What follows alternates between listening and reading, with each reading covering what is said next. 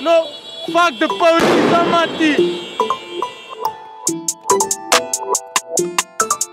Uma orgia de violência. Foi assim que o prefeito de Roterdã classificou a ação de manifestantes que foram às ruas da cidade holandesa protestar contra restrições adotadas para conter o avanço da Covid-19. Após a Holanda atingir o pico de novos casos desde o início da pandemia, a queima de fogos do Réveillon foi suspensa pelo segundo ano consecutivo e o funcionamento de bares e academias sofre restrições. Com pouco mais de 72% de toda a população vacinada, a Holanda é um dos países com o maior crescimento de casos da doença na Europa. A situação é ainda mais preocupante na Áustria. A Áustria é o primeiro país da Europa a voltar com lockdown nacional para enfrentar a pandemia da Covid. O governo austríaco resolveu adotar medidas duras para enfrentar a quarta onda de infecções, que faz com que a Europa seja o único continente onde as mortes crescem neste momento. E os especialistas são unânimes em afirmar que na Áustria, assim como na Holanda, na Alemanha, na Bélgica, na França e na Letônia, a população vacinada paga o preço pela resistência de quem recusa a vacina. Apenas 60% dos letões estão vacinados. A média da União Europeia é de 75%. Na Áustria, o quadro é parecido.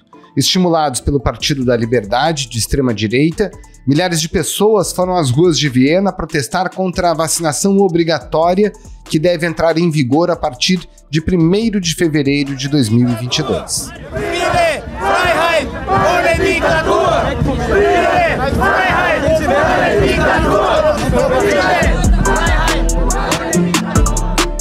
A Organização Mundial da Saúde alertou que a Europa pode registrar até março 700 mil novas mortes pela Covid. E o ministro da Saúde da Alemanha fez um apelo para que mais gente se vacine. Segundo ele, ao final do inverno, o país estará dividido entre os vacinados, os recuperados e os mortos. Afinal, em quais países a resistência à vacina tem provocado os maiores estragos? De que forma a Europa se fecha cada vez mais a quem rejeita o imunizante? E como isso retarda o combate à pandemia? Esses são os temas do Ao Ponto desta quarta-feira. Eu sou o Roberto Maltic, estou com a Carolina Moran e nesse episódio vamos a Londres conversar com a repórter Vivian Oswald. Fique com a gente.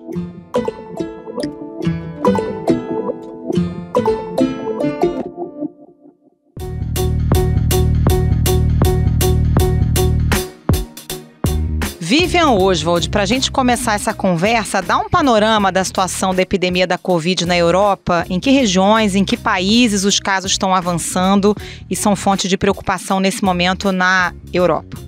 Olha, está tendo um crescimento geral pela Europa, é motivo de preocupação para todo mundo, né? Na Áustria, o aumento do número de casos foi tão expressivo que levou o governo a anunciar um lockdown de 1 mês, que é uma medida bastante dura depois de tudo que se passou, né, desde o início da pandemia. A Holanda anunciou medidas mais restritivas, a Bélgica, a Alemanha tem uma situação muito grave. Na semana passada houve até o caso de uma pessoa que foi transferida de um hospital alemão para a Itália, porque não havia leito para manter o paciente. O chefe do Instituto, Robert Koch, que faz o controle da doença, diz que a Alemanha precisa aumentar a taxa de vacinação, que atualmente está em 67%, para mais de 75% da população. Aqui no Reino Unido, o número de casos voltou a aumentar, embora o número de mortes tenha caído nos últimos 7 dias, na média, né? Então, assim, existe uma preocupação geral, existe um aumento de número de casos, sobretudo nos países que vacinaram menos, e existe aquela preocupação de sempre, que a gente falou aqui da última vez, que é com o inverno, que acaba trazendo outras doenças respiratórias sazonais, né? Agora, Vivian, o que os especialistas falam? Quais são as razões para esse aumento de casos? Em que medida isso está associado ao reforço desse movimento de pessoas anti-vacina, inclusive estimulados por partidos políticos, como acontece na Áustria? Esse aumento ele tem a ver com várias coisas. Uma delas é até a lentidão da terceira dose, né, que eles chamam de dose de reforço.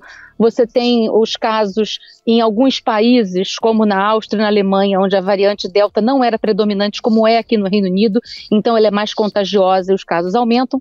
Mas você tem também aquele universo de pessoas que não se vacinam os conhecidos, né, anti-vaxxers, e quem não se vacina acaba oferecendo mais riscos, não só para os outros não vacinados, como para quem já se vacinou e está esperando a sua segunda ou a terceira dose, ou que já se vacinou, porque você tomar as vacinas também não significa necessariamente que você não vai ser contaminado. Significa que são muito menores as chances de você ser hospitalizado ou eventualmente morrer, né? Mas os anti-vaxxers, eles estão criando um movimento de protestos aqui na Europa nos últimos dias que vem crescendo, mas agora os anti-vaxxers, eles já existiam, né? O que os especialistas europeus têm identificado é que existe um grupo de extremistas de direita, conspiracionistas, que vem se apoderando do discurso anti-vax para usar suas plataformas. Então, assim, no final de semana, na Áustria, você teve milhares de pessoas fazendo protestos e vários grupos extremistas foram identificados entre eles. A resistência à vacinação é encorajada pelo Partido da Liberdade, de extrema-direita, o terceiro maior no parlamento. Apesar da ampla disponibilidade, menos de 65% da população austríaca está totalmente vacinada contra a Covid. É uma das taxas mais baixas da Europa Ocidental. Esses protestos estão sendo convocados pela internet, aconteceu a mesma coisa na Alemanha e aconteceu a mesma coisa na Holanda e na Bélgica, né? Os protestos, eles não são necessariamente só relacionados aos anti-vax. São protestos que se repetem também como uma continuidade das manifestações que ocorreram ao longo do ano e meio passado, quando houve outros confinamentos. Nesses últimos dias, a gente teve protesto na Áustria, na Holanda, na Bélgica, na Irlanda do Norte, na Dinamarca e na Croácia, até na Austrália e em Guadalupe também. Ô Vivian, queria tentar entender melhor o que está por trás desses protestos anti-vacina, né? Você falou que esse movimento anti-vax já existia, tem algumas pessoas que têm medo de vacinas em geral, ou que acham que o próprio sistema imune do corpo deveria reagir naturalmente.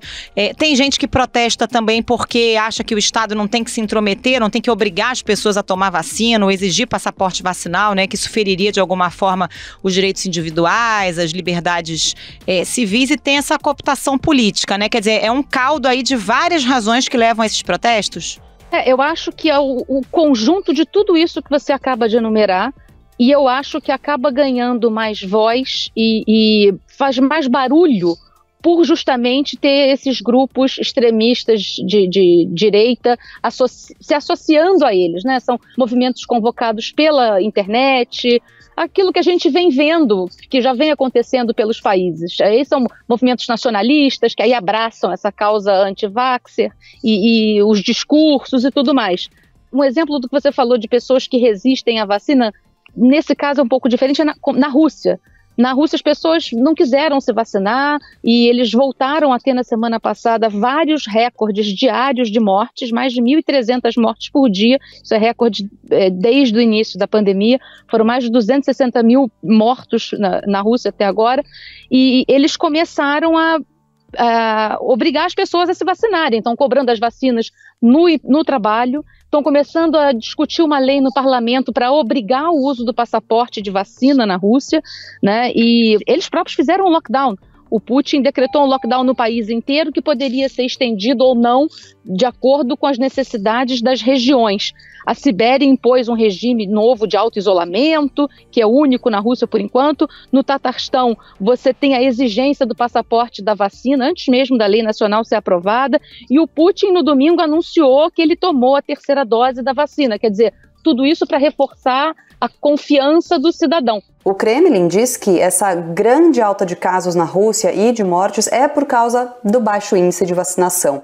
Mas isso é diferente do que a gente viu na Áustria. Houve movimentos, protestos na rua que acabaram em violência, com centenas de pessoas presas. A mesma coisa aconteceu na Alemanha. Então, quer dizer, é uma mistura de tudo isso que você acaba de enumerar. São as pessoas que acham que tem resistência, são as pessoas que não confiam na vacina, são pessoas que acham que o processo de vacinação tem a ver com processos políticos e as pessoas que se apoderam do discurso para poder criar confusão.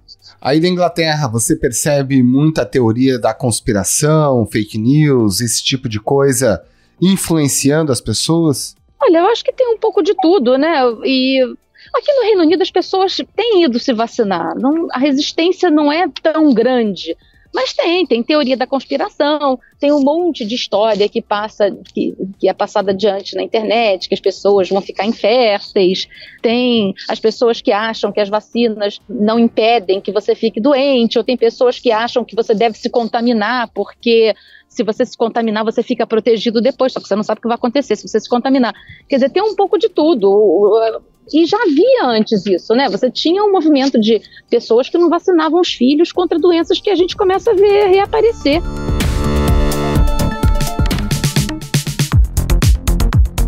Agora, Vivi, a gente sabe que todo governante tem pavor de manifestação de rua, de protestos, desse tipo de situação.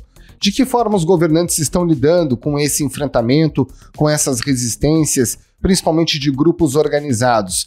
Esses grupos têm sido suficiente, por exemplo, para fazer com que os governantes tenham mais temor de implementar, por exemplo, medidas como o lockdown, à medida que fica isso necessário com o aumento do número de casos e de internações?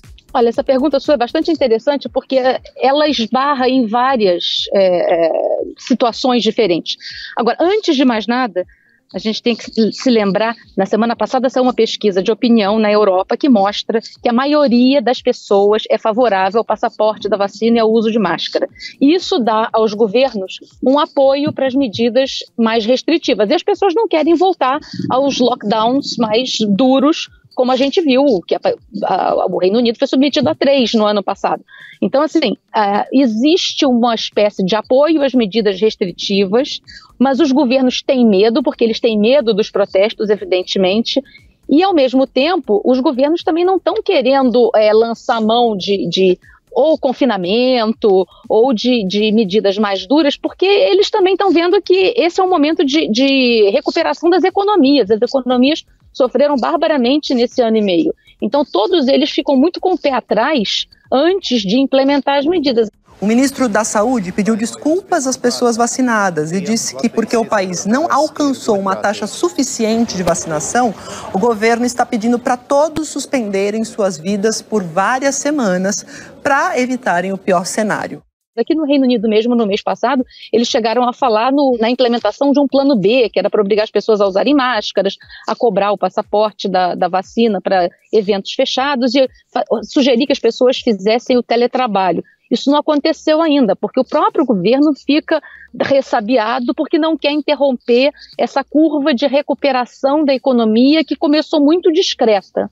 Pode haver retomada, por exemplo, de restrições de circulação dentro da própria União Europeia, Vivian, porque a situação é muito desigual, né? A gente tem países do leste europeu, ou mesmo esses países como a Alemanha e a Áustria enfrentando esses focos, mas há outros países como Portugal e Espanha, por exemplo, que tem um percentual muito grande da população adulta vacinada, Portugal mais de 90%, Espanha mais de 80%, em que a situação não é tão grave, mas, em tese, estão todos ali dentro da União Europeia, né? Como é que faz? Olha, eu acho que o risco sempre existe e a gente viu que ele virou realidade ao longo da pandemia no ano passado.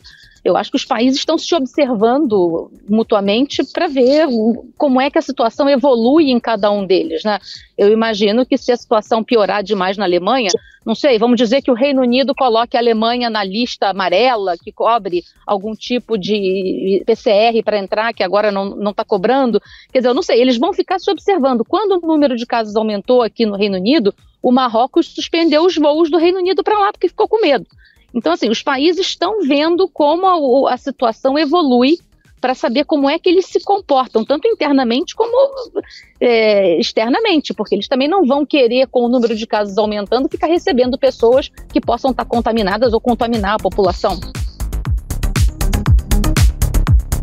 Agora, Vivian, se os governos quiserem, eles podem tomar uma medida alternativa ao lockdown, à restrição geral para toda a população, que é adotar políticas públicas específicas para quem não quer tomar a vacina. A gente teve na Áustria um exemplo drástico. A partir de fevereiro do ano que vem, será obrigatória a vacinação no país diante desse aumento do número de casos. Você acredita que outros países da União Europeia, da Europa, podem seguir no mesmo caminho com o objetivo de realmente restringir, dificultar mesmo a vida de quem não quer tomar vacina? Olha, eu acho que isso é inevitável. E não é só a Áustria, né? A Áustria está cobrando, vai obrigar a vacinação, como você disse, a partir de fevereiro do ano que vem. A França está cobrando os passaportes de vacina em todos os ambientes fechados, restaurantes. Na Itália, os patrões podem cobrar dos funcionários o passaporte.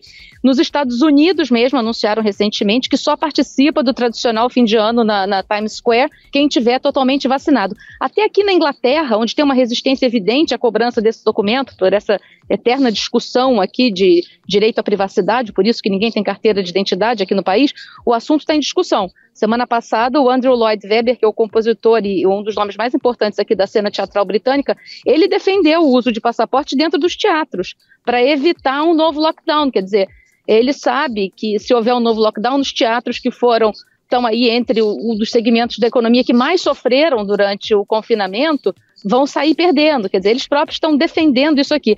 Agora, o caso mais emblemático para mim, não é aqui na Europa, é a Coreia do Sul. Porque na Coreia do Sul, eles até permitem que as pessoas não sejam vacinadas. Agora, quem não tiver sido vacinado vai ter que se responsabilizar por todos os custos de hospitalização se forem internados com Covid. Quer dizer, no final das contas, os governos se dão conta de que isso tem um custo econômico e social muito grande, né? Então, assim, você não pode fazer toda a população pagar por um grupo. Então, eu imagino que seja inevitável em todos os países que os antivaxxers vão ficar meio encurralados. Não vão poder mais viajar, porque aqui dentro da Europa, quem não tem passaporte de vacina já não pode viajar. Não vão poder frequentar cinema, eventos esportivos, concertos e tudo mais. Quer dizer, eles vão acabar se sentindo obrigados a se vacinar se quiserem continuar participando de atividades sociais. Can I ask you, would you ever accept compulsory vaccination in the UK? No. Como é que está a situação aí no Reino Unido, onde você está, Vivian? O Reino Unido avançou muito rapidamente, né? Foi pioneiro na vacinação, avançou muito rápido, vacinou muita gente. Fala-se em alguma possibilidade de novas restrições? A gente conversou até aqui no podcast algumas semanas atrás e havia uma elevação no número de casos, mas não no número de mortes. Como é que está o quadro hoje? Desde que a gente conversou, o número de casos caiu. E o número de mortes se manteve mais ou menos estável, e agora o número de casos voltou a subir, mas o número de mortes ainda está em queda. Eles começam a avançar com a terceira dose da vacina. Tem 15,6 milhões de pessoas vacinadas no país com a terceira dose, é uma população de 66 milhões. Agora, aqui no Reino Unido não se fala em novas restrições, por enquanto, tá? O número de casos aumenta, mas o número de mortes ainda aparentemente está sob controle. Mas as pessoas não estão cobrando máscara na rua. Eu ando aqui pela cidade, eu vejo que não tem ninguém de máscara. Não se cobra máscara no cinema, no teatro, não se cobra passaporte de vacina. Nos meios de transporte, mais da metade das pessoas anda sem máscara, embora inclusive seja anunciado nos alto-falantes do metrô e do ônibus que as pessoas têm que usar máscara e tudo mais. Existe uma certa resistência atualmente às máscaras aqui, porque elas não são cobradas legalmente, elas são apenas recomendadas à população. Vivian, já tem planejamento por aí para começar a vacinar as crianças? Os Estados Unidos já liberou, né? Aqui no Brasil a Anvisa já está analisando o pedido da Pfizer. Como é que está? Em que pé que está na Europa? Aqui no Reino Unido eles estão vacinando as crianças com mais de 12 anos. Tem discussão de vacinar crianças, mas ainda não tem nada muito conclusivo. Eles estão vacinando as crianças com mais de 12 anos e estão concentrando os esforços na dose de reforço da população. Acho que atualmente essa é a prioridade deles. Eles anunciaram na semana passada que vão começar a vacinar as pessoas com mais de 40 anos, com a terceira dose. Então a prioridade deles é essa e querem fazer isso depressa enquanto a gente está no período do inverno. Agora, Vivian, ao longo dos últimos meses, o Brasil foi muito criticado, em especial o nosso governo, pela ação frente à pandemia. E nesse momento que a gente tem uma grande adesão da população brasileira à vacinação, o que reflete-se no número muito menor de mortes em relação ao que a gente tinha pouco tempo atrás. Como é que isso tem sido visto, pelo menos aí no Reino Unido, com as pessoas com quem você fala? Há uma surpresa em relação ao Brasil? Não, eu acho que não há uma surpresa. Eu acho que o reflexo disso está no fato de os passageiros brasileiros, os turistas brasileiros, viajantes brasileiros passarem a ser aceitos em todos os países do mundo. Já se aceitam todas as pessoas que têm o seu passaporte com as 2 vacinas, né? Os brasileiros começam a ser recebidos no exterior. Eu imagino que os países estejam vendo o Brasil como um país que está fazendo o seu dever de casa. Hoje em dia, o Brasil está entre os países que mais vacinam no mundo, né? E que tem uma população que a rejeição à vacinação no Brasil, ela não chega nem perto do que a gente vê em alguns países da Europa. Os brasileiros gostam de tomar vacina, ou pelo menos aceitam a vacina mais do que outros lugares. Vivian Oswald, muito obrigado mais uma vez pela sua participação aqui no Ao Ponto. Um abraço e um bom trabalho. Obrigada, Vivian. Um abraço. Até a próxima. Obrigada. Bom trabalho para vocês também.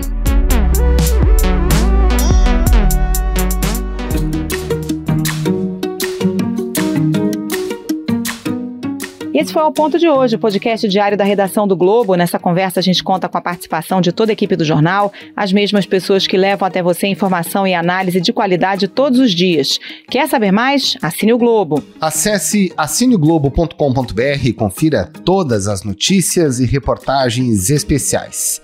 A produção foi do Alex Braga e a edição é do João Guilherme Lacerda. Tchau. Até mais.